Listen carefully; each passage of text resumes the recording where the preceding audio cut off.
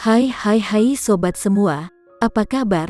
Baik kan? Semoga kalian semua sehat selalu, bahagia selalu dan banyak rezeki. Kali ini Mimin mau melanjutkan cerita dari novel Ternyata Suamiku Penguasa. Semoga cerita ini bisa menghibur kalian semua ya, dan bisa menemani hari-hari kalian semua. Oh iya, jangan lupa bantu like dan komen ya biar Mimin tambah semangat uploadnya. Kalau begitu yuk langsung saja ke ceritanya, cekidot.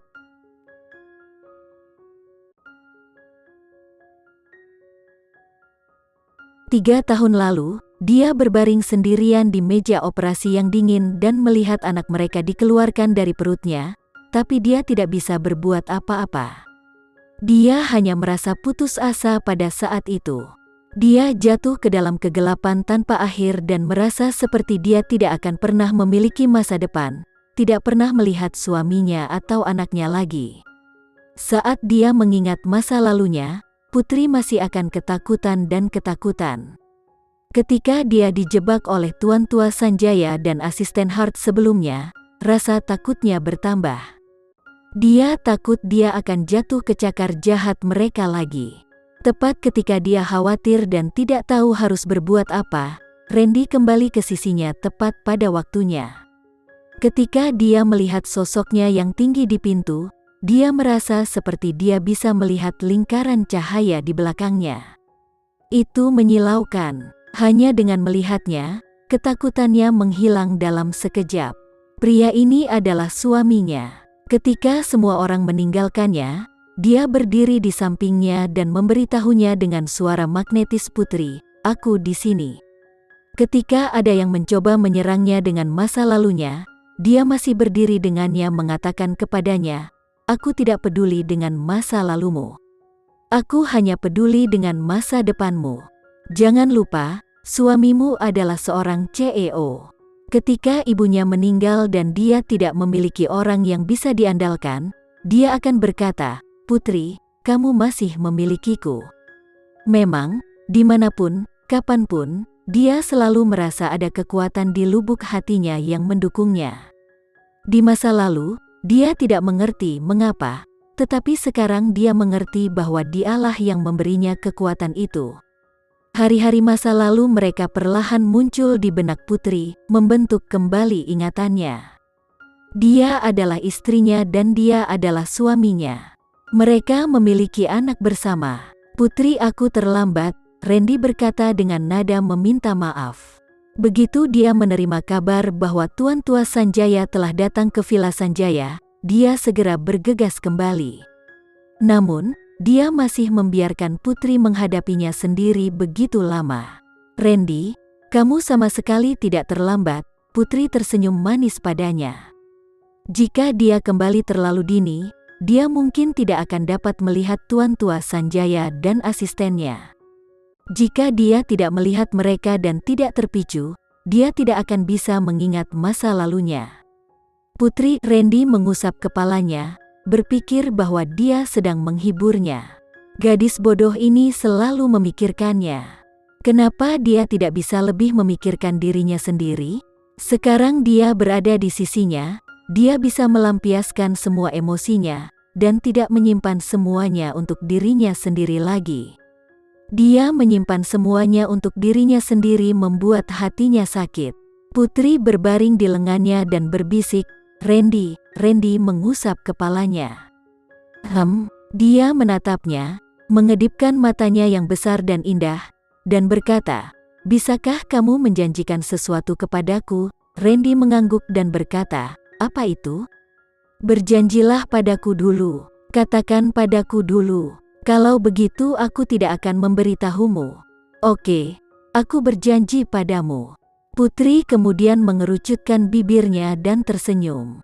Menekan sedikit ketegangan dan rasa malu yang dia rasakan, dia berjinjit dan mencium sudut mulutnya. Setelah ciuman itu, dia ingin melarikan diri, tetapi Randy menariknya kembali. Dia memeluknya dan berbisik, "Putri, katakan padaku, apa?"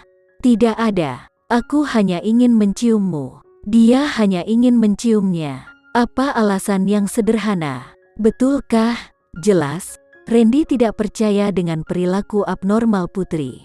Dia mendorongnya keluar dari pelukannya, memegang bahunya, dan menatapnya dengan tenang. Ketika dia kembali kepadanya, dia adalah orang dengan ingatan yang tidak lengkap, jadi dia tidak begitu dekat dengannya seperti sebelumnya. Meskipun mereka sudah berhubungan badan, dia masih belum mengambil inisiatif untuk menciumnya dengan sangat intim sebelumnya. 3 tahun lalu, sebelum mereka berpisah, dia sangat nakal. Meskipun dia sangat pemalu, dia selalu menciumnya seperti ini. Memikirkan hal ini, Randy tiba-tiba memikirkan sesuatu. Mungkinkah dia mendapatkan kembali ingatannya? Apakah Putri Bramastanya mengingatnya lagi? Dia sangat bersemangat sehingga dia tidak bisa berbicara. Dia hanya menatap Putri dan mencoba bertanya dengan matanya, berharap dia bisa memberinya jawaban yang positif. Randy, apakah kamu melihatku seperti ini karena kamu tidak suka aku menciummu? Dia tahu bahwa dia menyukainya, tetapi dia sengaja menggodanya. Aku sangat suka itu. Randy tidak ingin bertanya langsung padanya apakah ingatannya sudah pulih. Dia khawatir jika dia terus bertanya padanya, dia akan merasa stres karenanya. Dia tidak ingin dia merasa tidak nyaman. Kalau begitu, bisakah kamu menemaniku pergi di suatu tempat? Oke. Putri tidak mengatakan kemana dia ingin dia menemaninya, tetapi Randy setuju tanpa ragu-ragu. Tidak peduli apa yang terjadi, selama dia memintanya untuk menemaninya, dia bersedia pergi bersamanya. Putri hampir menyatukan ingatan masa lalunya, tetapi dia tidak memberitahu Randy. Dia tidak tahu bagaimana memaksa dirinya untuk memberitahu dia bahwa kakeknya adalah orang yang melakukan semua itu padanya. Tidak peduli apapun hal tak termaafkan yang telah dilakukan Tuan Tua Sanjaya, dia tetap kakek Randy. Mereka memiliki hubungan darah yang tidak dapat diputuskan, jadi dia tidak ingin memasukkan Randy ke dalamnya. Tempat yang sempit, dia tidak ingin dia terluka, dan sebaliknya. Dia ingin melindunginya juga. Dia tidak ingin dia berada dalam dilema. Randy adalah orang yang sangat kuat. Tidak ada orang asing yang bisa melukainya. Tempat Putri meminta Randy untuk menemaninya adalah apartemen, tempat mereka tinggal saat pertama kali menikah. Dia bilang dia ingin pergi ke sana dan melihat apakah dia bisa mengingat sesuatu, tapi dia benar-benar hanya ingin mengalami kehidupan sederhana yang mereka miliki lagi.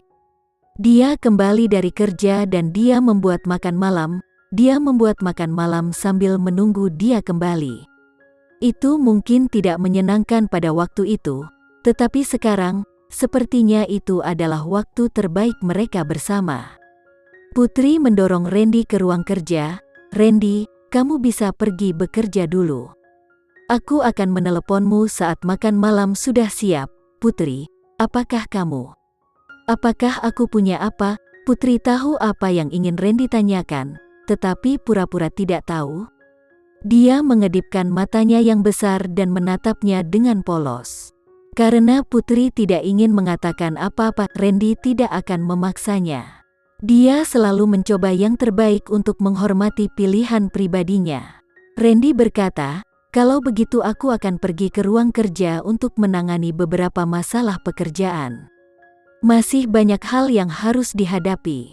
Jika bukan karena Putri, Randy tidak akan pernah meluangkan waktu. Oke, lakukan pekerjaanmu. Putri dengan lembut menutup pintu dan berbalik ke dapur. Dia mengenakan celemek dan mulai menyiapkan beberapa sayuran. Tindakannya tidak secepat sebelumnya, tetapi tidak buruk. Tidak butuh waktu lama untuk membuat 3 hidangan dan sup. Melihat hidangannya, Putri masih percaya diri dengan keterampilan memasaknya. Dia mengetuk pintu ruang kerja lagi, menjulurkan kepalanya ke dalam dan bertanya, Tuan Randy, hidangannya sudah siap. Apakah kamu punya waktu untuk makan?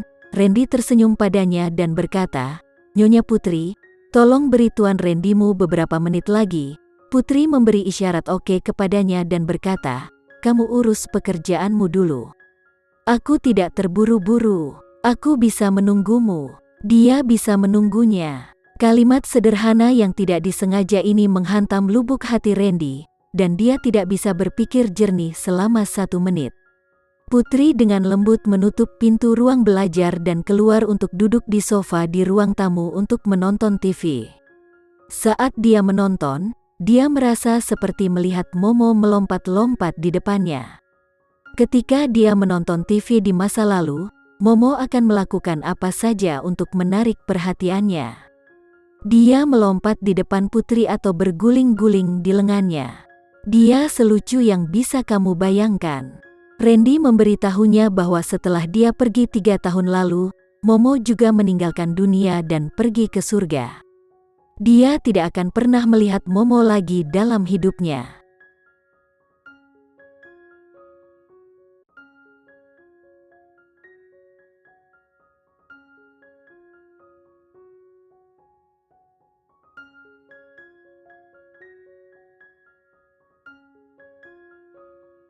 Sekian dulu ya cerita kali ini, kita lanjutkan lagi ceritanya di lain waktu.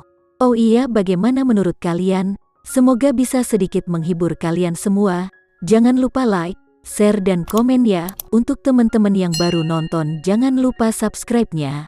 Hehehe, kalau ada teman-teman yang ingin gabung langganan bisa langsung gabung saja untuk dapat fitur yang menarik dan sedikit membantu Mimin. Terima kasih sudah menonton, sampai jumpa lagi. Bye bye bye.